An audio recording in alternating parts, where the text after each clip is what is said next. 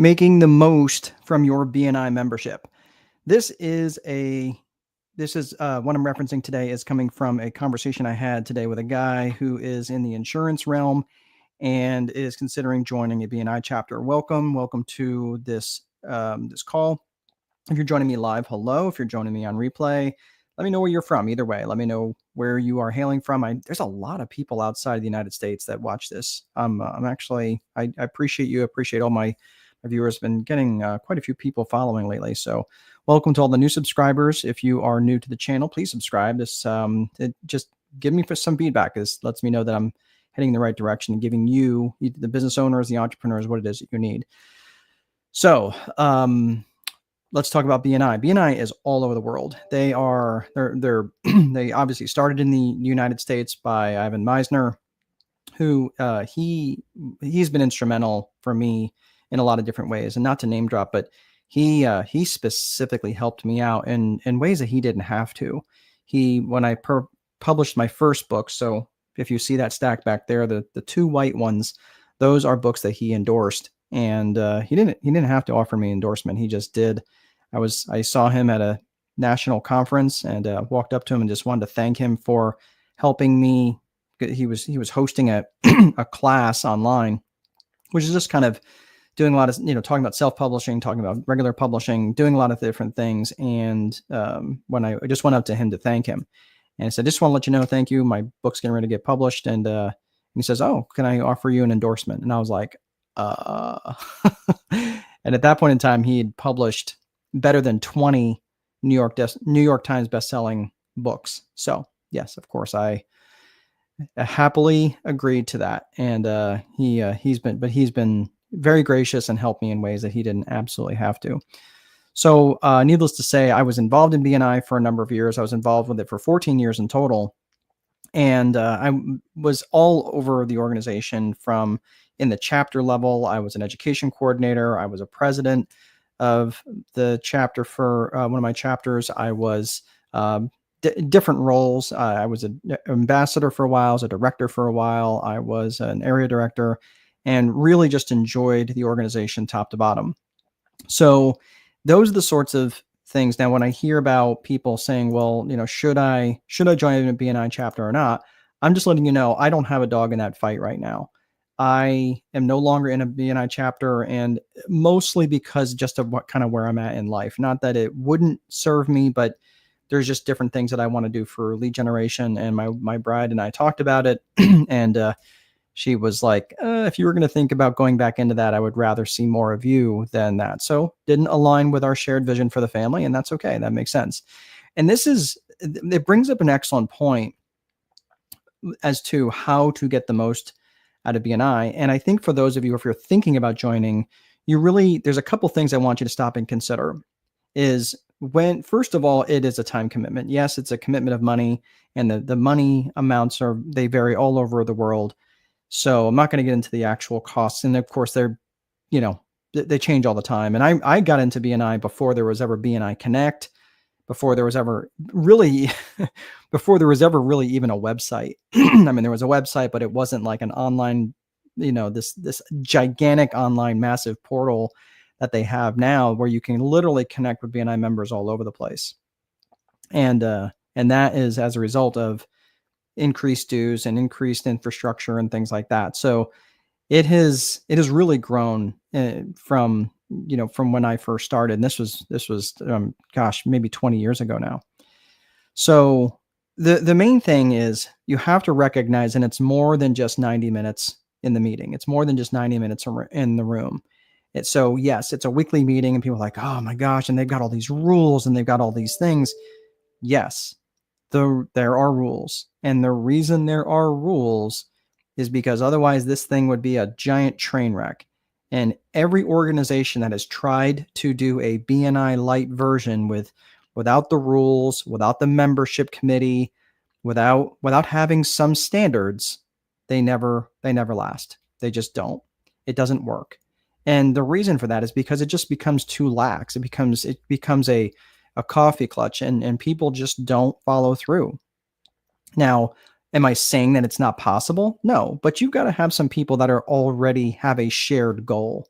And if they have a shared goal of passing referrals back and forth with one another, then you don't really necessarily need to hold anybody accountable. The problem is you're dealing with a group of strangers. So when people come in, and those strangers have been some of the closest people that I have ever met in my life. In fact, indirectly, I met my wife through BNI.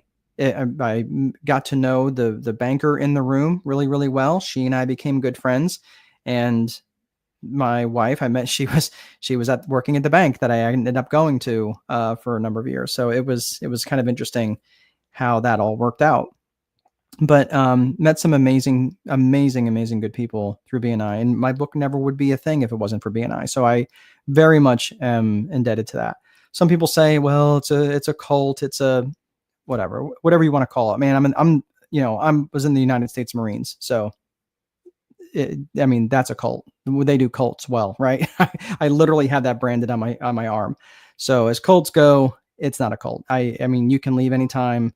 It's just that they have rules and people get salty about that. So enough about that. What I do want to talk to you about is how to get the most out of it. Is first and foremost is recognizing that you do need to go, and you need to go often. And the reason you need to go and you need to show up and you need to be there is because you're establishing credibility, you're establishing competence in the room. And by demonstrating what you know in the room, you're showing that you are competent. You are showing that you know what it is that you do, whether you're a CPA, your insurance, you're a property manager, whatever it is, right? So whatever you do, by showing up every week, that's number one. That's showing that you are a professional. And number two, by standing up and talking for 60 seconds and networking with the people inside the room, you're showing and demonstrating your competence around different things, right? Around what would be relevant to your trade and to your practice. And that competence takes a little bit of time. It takes a little bit of time to develop that trust. So that's the first thing, is recognizing, okay, well, you got to go to the weekly meetings. There's just no way around that. The second thing is if you show up originally thinking, well, what am I going to get from BNI? I think you're going about it the wrong way, because the philosophy of BNI is giver's gain. And I think they still give that book out, when I've got several copies of Giver's Gain. And the reason for that is because giver's gain. If the more that you give to others, it's the law of reciprocity that people are going to want to give referrals to you. So if you go out and you're in front of a business owner and that business owner needs a painter, you go, hey, wait a minute, I got a guy. Or, hey, I got a gal, right? Whatever it is, right? Whatever they need, you're just like, yeah, I've got somebody that can do that for you. And that for me was probably the biggest reason why I did so well in BNI, because I was always on the lookout for what other people needed. And those people who were trying to get me referrals worked their tails off about getting me something, because I sent them so many referrals. And I mean, in all sorts of different chapters. It wasn't just in my chapter. I sent referrals across many, many different chapters. And that was a big deal. And I really enjoyed that, not only because it fed them, but because I knew that I was helping the person across the table out, helping them out. Now, did it help me directly? No, not directly, but indirectly it surely did. And it established me as the go-to person to just be a main connector, right? So I became this master networker, and I didn't even know that was a thing, but that's when you're connecting. That's when you're basically connecting two networkers and you're kind of putting them together and then just backing out of the room. I never forgot how that happened when I connected the head of the NFIB in Indianapolis to the head of the BBB in Indianapolis. And I just kind of brought them both together. They had a very similar mission, very similar core values, and just kind of backed out of the room and let them connect. And it was a fantastic synergy that had developed. So my point is that when you're going into BNI, number one, you can't go about it like, well, what am I going to get from it? Yes, of course, you're thinking you're joining it for that purpose, but I really want you to shift the narrative. I want you to shift the narrative in your head and say, okay, let me get to know these people in the room as fast as possible, and as well as you can know them, right? I mean, again, you have to trust them in order to be able to give them referrals. So that's going to take a little bit of time. So as you're going through that process, how do you develop that trust quicker? Well, that's where you get into your one-to-ones. And that's why I say it's more than 90 minutes in a room. When you meet with people outside of the meeting, out of the normal meeting, let's say you meet at 9:30 on Tuesdays, you meet with them outside of that's called a one-to-one. So you're having a one-to-one with them, and generally they go about an hour. I think less than an hour for the first couple of they seem to be not long enough, right? And usually one person ends up kind of talking a little bit more than the other person, and that's okay. That's just kind of natural. But make sure that you're following up and doing more frequent one-to-ones, and you follow once you had one, you need to do more. You need to kind of, it's like suntan lotion, you need to reapply. So because there may be new goals, they may have hit acquired new skill sets, they might have different interests, they might have a different market. So now it's important that you stay in front of them and keep that relevant for people. And I used to shoot for one-to-one per day during the week. So that would be 5 one-to-ones every week. And if I shot for 5, usually there might be 1 or 2 that dropped off for various, conflicts of schedule or whatever else it is. But I was very, very dialed in to my one-to-ones. So that's why I say it's more than 90 minutes in a room. So you want to get your calendar as full as possible with your one-to-ones as soon as you plan on going in. Now, here's the other thing, and I'm just going to make this one quick point here, and then we'll wrap up. When you're going into the chapters, and not every chapter is the same, although every chapter does have the same agenda, not every chapter runs exactly the same. Some kind of go a little off script, and I will fully admit that as a director, you're kind of like, dude, you got to stay with the script. But it's just like going into, one McDonald's versus another McDonald's. They all run similar, but not exactly the same. So what I would say to you is that if you're shopping around for BNI chapters, go to several different ones. Sometimes a smaller chapter is better for you. Sometimes a larger chapter is better. I know that the larger chapters always seem to attract more people, just because by the virtue of, they tend to invite more people, which is fine. But just for your personal experience, I want your personal experience to be good. That would be, sometimes it just depends on the vibe of the tribe. So shop your chapters a little bit, but when you show up, offer to be a sub for them, offer to provide value for them. And that's the thing that I see so often is done poorly, is rather than, people coming up and just, hey, won't you buy my stuff? And everybody shows up, especially the newbies. I did the same thing. The newbies show up and they try to sell to the room. And while that's okay, but everybody in the room is not going to be your buyer. You might get 1 or 2 people that are your buyer. You might get no one that's your buyer. That's okay. But what you're trying to do is find the person who knows that person, right? So you're trying to connect them, and you're trying to paint that picture. And that's why it's really, really clear to know your client avatar. So the best pre-work that you can do is figuring out who your avatar is and knowing that very, very specifically. So when people ask you, what is it you do? Well, I help take the frustration out of exhausted and overwhelmed business owners, right? And they might think, oh, how do you do that?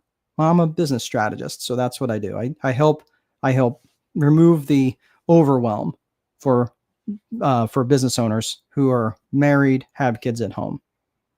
Oh, how do you do that? Well, I have this Viper method. I have this book that I published, et cetera, et cetera, et cetera. So that would be an example of knowing my avatar. And hey, by the way, if you ever need a sub for your chapter, let me know. I'm happy to fill in sometimes. Sometimes I'm free on Tuesday afternoons or Tuesday mornings or whenever they hold the chapter. All right.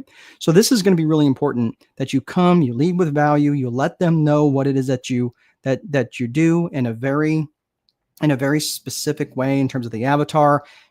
But you're bringing value to the equation. Like, hey, what can I do to offer value to you, rather than, hey, come buy my crap, because that just doesn't work. So, so that is that. So, there's lots more I can go into on bringing value out of your BNI chapter. But the thing is that stop and recognize that it's just another avenue for lead generation, and that is how you will get the most out of it. Want to make a really quick point here. Let me get myself out of the way here. This is the Business Owner's Money and Finance Advanced course. I have a free version that I have offered in previous videos, but I want to go ahead and offer this one here. And this one is the advanced course. Now, I have spent a tremendous amount of time building this out as an advanced course. The original course was just kind of, balance sheet basics, income statement basics, statement of cash flows, different metrics and things like that. And I also brought those elements into an advanced course, and it is a very, very powerful course. This one's paid. Just being honest with you, I'm not trying to, sneak anything by it, but there is a 395-day guarantee. If you get into it, you don't think it's worth it. I mean, you got a full year and a month to say, nope, this was crap. I don't like it.